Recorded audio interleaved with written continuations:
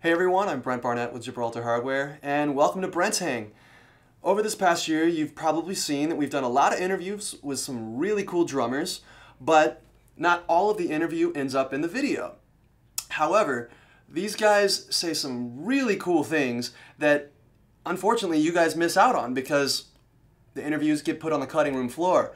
But we don't want you to miss out on that. So what we've done is we've created a compilation of some outtakes that we want to share with you. So check it out.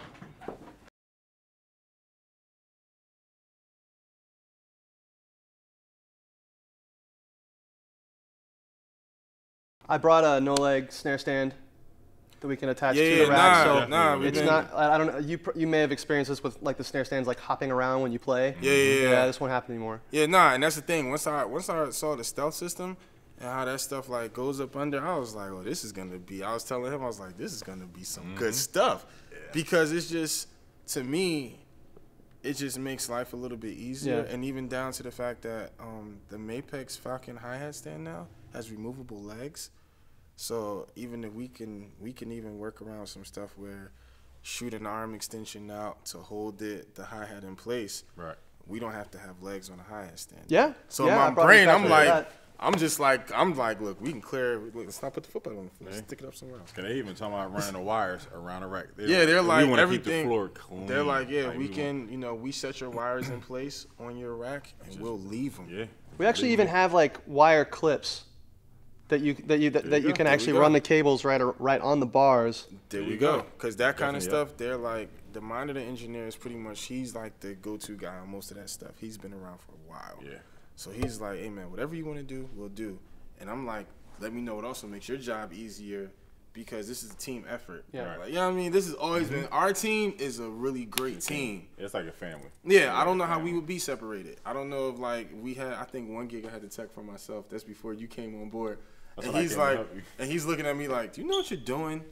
And I was like, not really, but I'm gonna figure it out. Like my kick drum was in the wrong spot. The front of house guy was like, gotta move your kick drum back some. I was like, why? He was like, because when we start mounting mics, where are we gonna put the stand? Oh yeah, cool. So like, we all kind of think for each other. And but he knows it makes he knows drums like crazy. So yeah, but I don't know. I be like, I know drums. Yeah, I know them and love them, but. Hey, dude, Ryan, thanks for playing, dude. I know that you sprained your foot and everything. Yeah, this has been I've been walking around with this thing for the past 2 weeks. It's a really good time. Hop along Cassidy over here. We had to go play in Vegas, and I hurt myself on Tuesday. Oh Jesus! And then we played on Thursday. So like I'm like, I'll play percussion or something, But they have a kit out there, so I set up, and I was like, I'll just do snare and cymbals and hi-hat or something. But the kick was there, and I was like, I kind of want to play it. But I tried it with my right foot. I couldn't do it at all.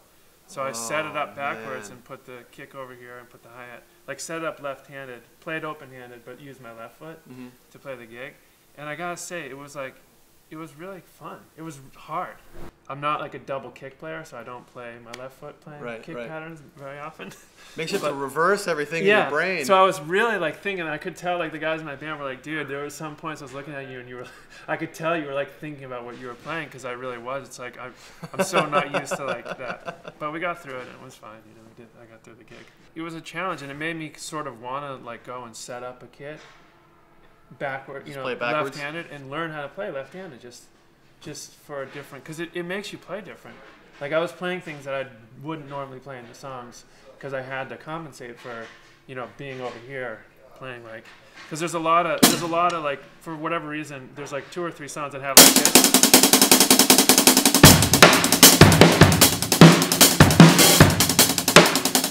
like those kind of beats, right? And like playing it over here, normally you would want to be like this way, but I had to do my right hand because it just felt so weird. Like,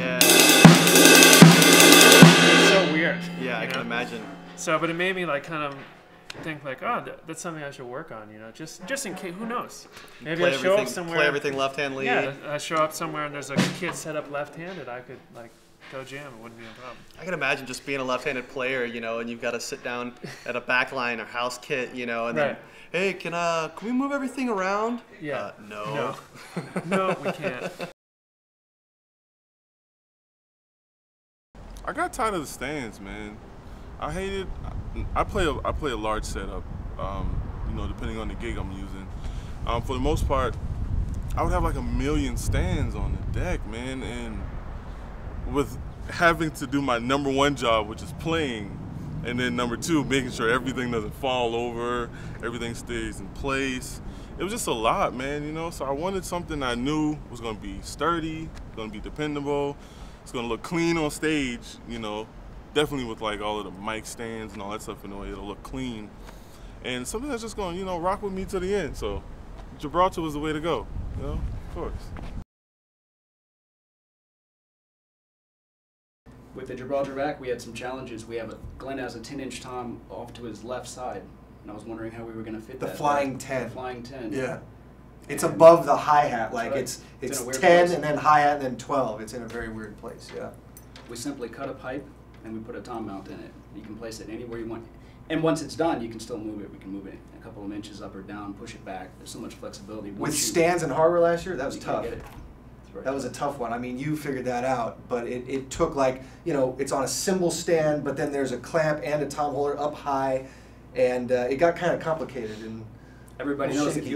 we have splash cymbals, crash cymbals here, toms. You can't get 3 tripod stands to sit that close together to get the placement and stuff. Then you end up having to boom something off in a weird direction where it might not be stable, and now you're gaffing down.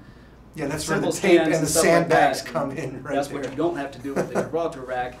The flexibility, again, even once it's cut and once it's built, you can manipulate it pretty well. There's no like form of self-expression with that either. There's nothing you can't do. Like with the tom mounts, here's something. Getting the 2 toms in the right place over the bass drums on a double bass kit. With the tom mount that we built, against like a Lego set, you can cut stuff to a certain length. You can make the imagination kind of run wild on what you can do. We built a tom mount. Because it's freestanding, it sits in front of the kit. We have a lot of flexibility to put those toms exactly where you want them to go. Yeah, sometimes you feel they're too close, you can move them back or forwards. With the bass drum mounts, the actual brackets on the bass drum, yeah, it's not as flexible to move things around, you know? That's another great thing.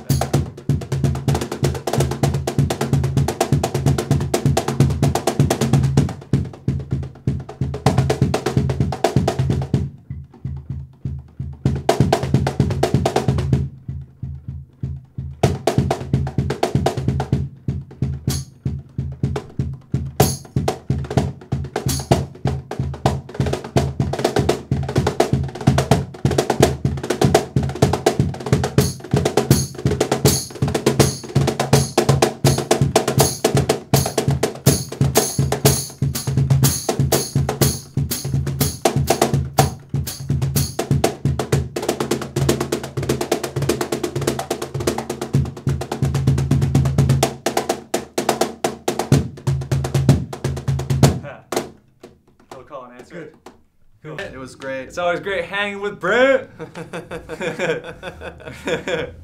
Well, that's all the time we have for today's show. Thanks for watching. You know, these guys have got a lot of experience to share, and we really hope that you enjoy the outtakes. But we've got a lot of really cool content coming up, so please stay tuned, and we'll see you next time. Thanks.